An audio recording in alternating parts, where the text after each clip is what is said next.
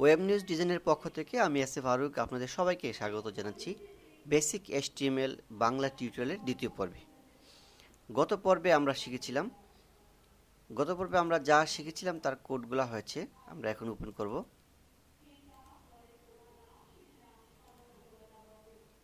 গত পর্বে আমরা শিখেছিলাম হেডিং এবং প্যারাগ্রাফ।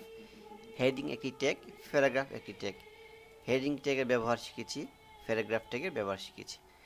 এই পর্বে আমরা আরও দুই একটি ট্যাগের ব্যবহার শিখব। ওয়েবসাইটে বা বাহ্যিক জীবনের ক্ষেত্রে কোনো সময় আমাদের কোনো জিনিস বোল্ড করতে হয়। তো এই ট্যাগগুলা দেখুন, যে ট্যাগগুলোই আমরা লিখি না কেন, আমরা যদি বোল্ড করতে যাই তাহলে বি ট্যাগ ব্যবহার করব। আমরা যদি প্যারাগ্রাফ আনতে যাই তাহলে পি ট্যাগ ব্যবহার করব। তার মানে আমরা যা করতে যাই, যেমন ইতালিক করতে গেলে আই ট্যাগ ব্যবহার করব। ওই শব্দটার প্রথম অক্ষর দিয়েই ট্যাগ তৈরি করা হয়েছে। তো আমরা যদি বোল্ড করতে যাই তাহলে বি ট্যাগ। আর টেক শব্দটি যখন আসবে, আমি আবারও বলছি, টেক শব্দটি যখনই আসবে তখনই ধরেন আপনাকে মনে রাখতে হবে যে এটি দুটি, একটি প্রথম লেস দেন এবং গ্রেটার দেন মধ্যে হবে। তাহলে less than B greater than, এটি একটি ট্যাগ। তাহলে এই ট্যাগের জন্য first tag, sorry, star tag, এটার একটা ইন্ডিং ট্যাগ আছে। তাহলে ইন্ডিং ট্যাগটা আমরা কীভাবে লিখব? গ্রেটার দেনের পর একটি স্ল্যাশ, তারপরে ওই প্রথম ট্যাগে যা আছে তা আমরা সেভ করে নিলাম। তাহলে এই বি ট্যাগ দিয়ে হয় বোল্ড। আমরা দেখে নেব। তো এই দুই ট্যাগের মাঝে যা আছে সেটা এখন কাজ হবে। তাহলে এই বি ট্যাগের মাঝে কী আছে? ঢাকা। তাহলে ঢাকা শব্দটি বোল্ড হবে। আমরা রান করে দেখে নেই লঞ্চ ইন ফায়ারফক্সে লেখাটি বোল্ড হয়েছে কিনা। দেখুন, এই ঢাকা শব্দটা আমি আরেকটু জুম করে আপনাদের দেখাই দিচ্ছি। ঢাকা শব্দটা কিন্তু is the capital of Bangladesh, এটার চেয়ে একটু আলাদা। হ্যাঁ, এটা বোল্ড হয়েছে, এটা কিন্তু বোল্ড হয়নি। আমরা ঢাকা শব্দটুকুর মাঝেই ট্যাগটা রেখেছি। এখন যদি এই ট্যাগটি আমরা যদি দুটি শব্দ করতে যাই, তাহলে প্রথম ট্যাগটা আমরা লিখব এখানে আর লাস্ট ট্যাগটা লিখব এখানে। তাহলে লাস্ট ট্যাগ মানে ইনক্লুজিং ট্যাগ লিখতে গেলে আমাদের প্রথমে লেস দেন, তারপরে স্ল্যাশ, তারপরে প্রথম ট্যাগে যা আছে বি, তারপরে আমরা গ্রেটার দেন দিয়ে শেষ করে দেব, সেভ দেব। আপনারা যখন এই কোডগুলো লিখবেন তখন মুখ দিয়া বলবেন। আপনারা যে কম্পিউটার লিখবেন, আপনারা সেই কম্পিউটারকে স্টুডেন্ট ধরে নেবেন, যে ও হচ্ছে স্টুডেন্ট, আপনি হচ্ছেন টিচার, আপনি তাকে বোঝাচ্ছেন। তাহলে আপনি সহজে এই জিনিসটি আত্মস্থ করতে পারবেন, বুঝতে পারবেন। তাহলে এখানে বি ট্যাগের মাঝে কি আছে? ঢাকা ইজ। তাহলে এই ঢাকা ইজ শব্দটা বোল্ড হয়ে যাবে। আমরা সেভ করে নিলাম, রানে গিয়ে লঞ্চ ইন ফায়ারফক্স। তাহলে দেখুন ঢাকা ইজ শব্দটি বোল্ড হয়ে গেছে। এখন আমাকে যদি কেউ প্রশ্ন করে যে আমি এই পুরো লাইনটা করতে চাই, তাহলে একেবারেই সহজ। আমরা যে লাইনটা করতে চাই, লাইনের শুরুতে বি ট্যাগ দেব আর লাইনের শেষে বি ট্যাগের ক্লোজিং ট্যাগটা দেব। তাহলে আমাদের এই পুরো লাইনটুকু বোল্ড হয়ে যাবে। তাহলে আমরা এখানে আমাদের ফায়ারফক্সে গিয়ে দেখে নিই আমাদের কি এসেছে। দেখেন আমাদের পুরো লাইনটা বোল্ড হয়ে গেছে। এখন আমরা বি ট্যাগের কাজ শিখলাম। এখন আমরা ইতালিক করব। ইতালিক হচ্ছে আই ট্যাগ। তাহলে ট্যাগ মানেই লেস দেন এবং গ্রেটার দেনের মধ্যে। তো less than I greater than. তো ট্যাগ, এই ট্যাগেরও শেষ আছে।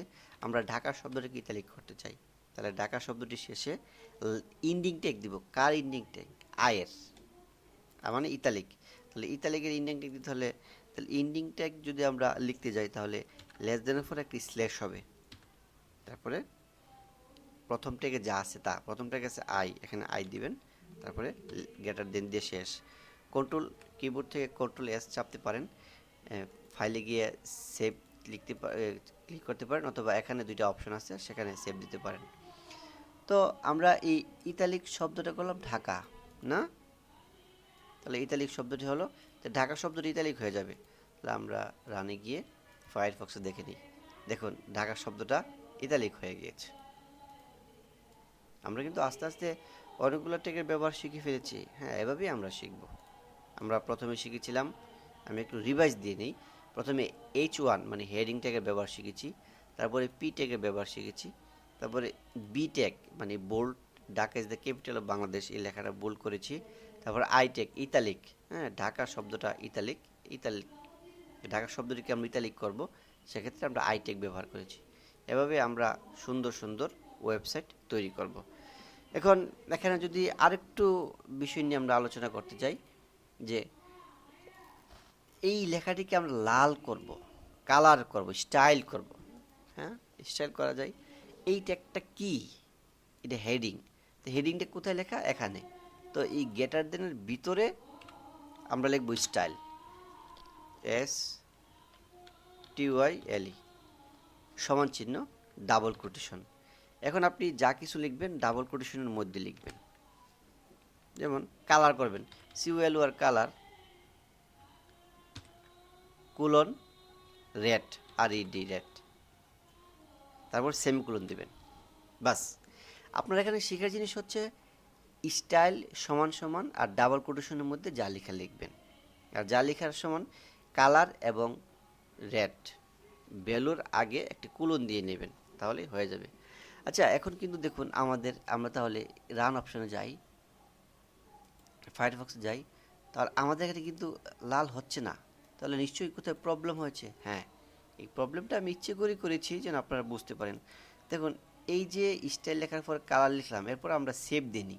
দেখুন এখানে যে ইন্ডেক্স HTML ফাইলের আগে একটা ফ্লপি ডিস্ক, আপনারা হয়তো বা অনেকেই ফ্লপি ডিস্ক দেখেননি। আগে ফ্লপি ডিস্ক নামে একটি ডিভাইস ছিল যেখানে পেন ড্রাইভের মতো খুব কম জায়গা 120 বা 256 KB জায়গা রাখা যেত। এখন আর সেটা নাই।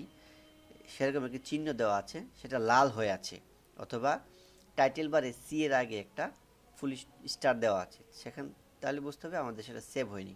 আমরা সেটাকে সেভ করতে হলে আমরা এখানে দেখুন সেভ অল, সব কিছু সেভ হয়ে যাবে। আমরা যখন 2-3টে উইন্ডো নিয়ে কাজ করব, এখানে ক্লিক করে সেভ হয়ে যাবে। এখন আমরা লাঞ্চ ইন ফায়ারফক্স গিয়ে দেখি আমাদের লেখাগুলো লাল হয়ে গেছে। এখন আমরা এভাবে লেখাগুলোকে কালার করতে পারি। এখন যদি এখন আমরা কালার করেছি, হ্যাঁ, লেখার সাইজটাকে আমরা আর বড় করব, তাহলে হ্যাঁ লিখেন ফন্ট সাইজ কোলন আপনারা 35 পিক্সেল করবেন। হ্যাঁ, পিক্সেল করবেন, সেভ দিয়ে নিলাম। দেখুন এটা কিন্তু লাল হয়ে আছে। তাহলে এখানে মাউস দিয়ে ক্লিক করে সেভ করে নেবেন। তাহলে আমাদের এই লেখাটার কী দাঁড়ালো? লাল পর্যন্ত হয়েছিল, এখন কি দিয়েছি? Font size 35 pixel. তার মানে এই লেখাটা আমাদের কালার হবে লাল, সাইজ হবে 35। তো আমরা দেখে নিই লাঞ্চ ইন ফায়ারফক্সে গিয়ে, হ্যাঁ আমাদের লেখাটা হয়েছে 35 এবং লাল। এই ডিস্টেন্সটা আপনাদের চোখে পড়ছে না, তো আমরা এই মানটা একটু কমায় বাড়াই নিয়ে নিন। এখানে আপনারা 55 দিতে পারেন, সেভ দেন। তো এখানে আপনারা ফায়ারফক্সে বার করে দেখে নেন, দেখুন সাইজটা কিন্তু আরও বেড়ে গেছে। এক্ষেত্রে আমরা ইচ্ছে করলে প্যারাগ্রাফের সাইজও বড় করে নিতে পারি। প্যারাগ্রাফের সাইজ যদি আমরা বড় করে নিতে চাই, তাহলে এখানে যেমন H1 এর পরে এই গ্রেটার দেন আগে সব কিছু লিখেছেন, তাহলে এটাও সেম, এর পর একটা স্পেস দিবেন, তাহলে লিখবেন স্টাইল, STYLE। এই বানানগুলো যেন ভুল না হয় সেগুলো আপনারা সবসময় খেয়াল রাখবেন। ডাবল কোটেশনের মধ্যে আমরা এখানে শুধু ফন্ট সাইজটা বড় করব, তাহলে FONT font -SIZE size colon, আমরা ফন্ট সাইজ করব 16 পিক্সেল 16px দিয়ে কোলন দিয়ে কন্ট্রোল S চাপবেন কিবোর্ড থেকে, অথবা এখানে মেনু বার থেকে সেভ এস বাটনে ক্লিক করলে সেভ হয়ে যাবে।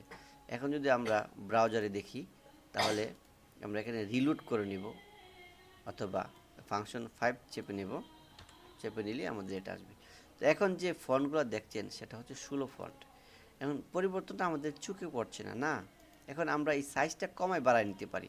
আমরা যদি সাইজটা আরও বাড়ায় নিই, সাপোজ 20 দিয়ে নিলাম, তাহলে আমাদের দেখি আমাদের পরিবর্তনটা রিলোড করি, দেখুন আমাদের ফন্টের সাইজগুলো বেড়ে গেছে। এভাবে আমরা ফন্টের সাইজ কমাতে পারি, বাড়াতে পারি, কালার করতে পারি, ইতালিক করতে পারি, বোল্ড করতে পারি। তো আজকে টিউটোরিয়ালটা এই পর্যন্তই। এই টিউটোরিয়ালটি আপনারা বাসায় বেশি বেশি করে প্র্যাকটিস করবেন। তো আগামী টিউটোরিয়াল দেখার আমন্ত্রণ জানিয়ে বিদায় নিচ্ছি। আল্লাহ হাফেজ।